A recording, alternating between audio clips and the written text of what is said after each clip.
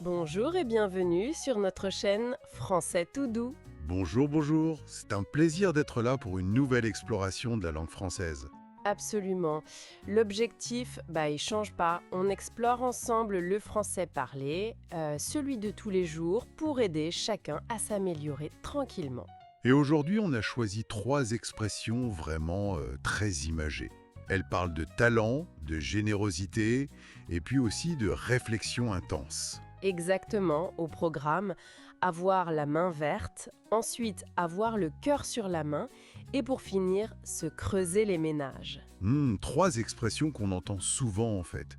Elles sont courantes et elles racontent quelque chose, je trouve, de la culture francophone. Tout à fait. Alors, commençons si tu veux bien par la première, avoir la main verte. Ah oui, celle-là, dès qu'il y a un jardin ou même juste un pot de fleurs, on peut l'entendre. C'est ça. Ça veut dire être doué pour s'occuper des plantes, pour le jardinage, quoi. Avoir ce petit truc en plus qui fait que tout pousse bien. L'origine, ça daterait du XXe siècle. C'est lié à l'idée plus large d'avoir la main pour quelque chose. Tu sais, être habile, être doué. D'accord. Et le verte, évidemment, ça fait référence aux plantes. C'est logique. Oui, tout simplement. Donc si on voit, le balcon d'un voisin super bien fleuri, on peut lui lancer « Dis donc, t'as vraiment la main verte ». C'est magnifique. C'est un joli compliment, c'est vrai.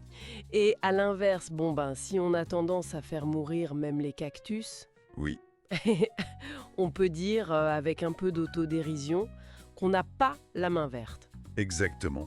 Ça arrive. Hein. Et d'ailleurs, petite info sympa, au Québec, ils ont une expression équivalente, mais un peu différente. Avoir le pouce vert. Ah oui, c'est mignon ça, le pouce vert. Oui, j'aime bien. C'est la même idée, ce don pour les plantes, que ce soit en grand jardin ou juste quelques plantes d'intérieur. D'accord. Bon, passons à la deuxième expression, une qui touche au sentiment, avoir le cœur sur la main. Alors celle-ci, elle est plus ancienne, elle remonterait au XVIIIe siècle. Ah oui.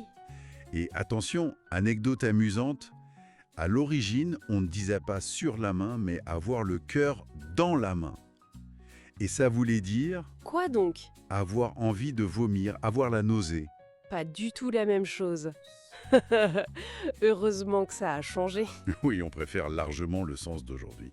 Alors, avoir le cœur sur la main, maintenant, ça signifie être très généreux, spontanément serviable, donner sans compter, quoi.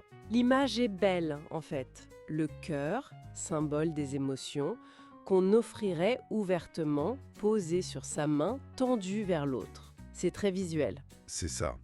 Ça évoque une générosité naturelle, presque impulsive, et surtout désintéressée.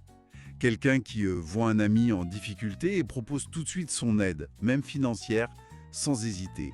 On dira de cette personne, ah, lui ou elle, il a vraiment le cœur sur la main. Exactement.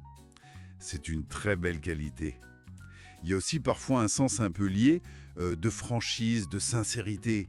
Parler avec son cœur en quelque sorte. D'accord, c'est noté.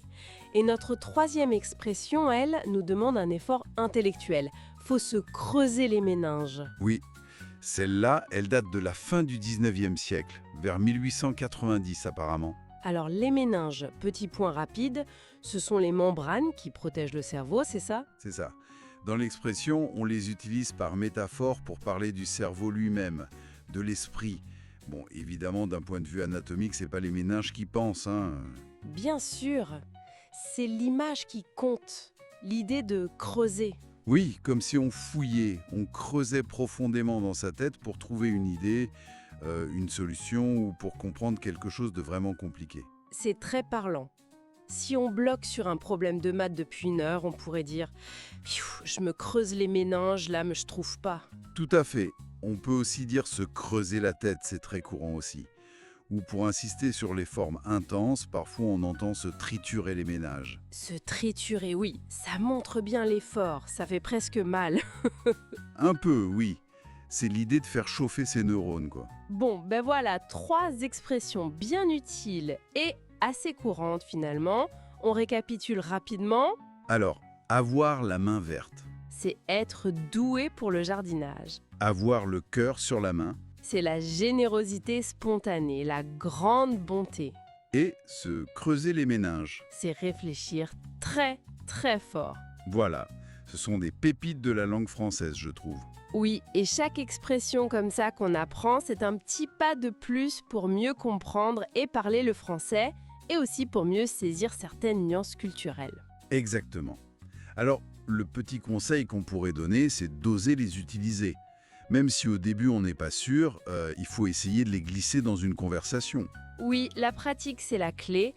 On apprend en faisant, et même en se trompant un peu parfois, c'est pas grave du tout. C'est comme ça qu'on progresse. Merci beaucoup de nous avoir écoutés aujourd'hui. Si cette petite exploration linguistique vous a plu, eh bien pensez à partager et à suivre la chaîne pour ne pas manquer les prochaines sorties. Et surtout, gardez le cœur sur la main et continuez à vous creuser les méninges pour maîtriser cette belle langue française. L'effort finit toujours par payer. C'est joliment dit. Merci encore et à très bientôt sur Français tout doux. Salut à tous!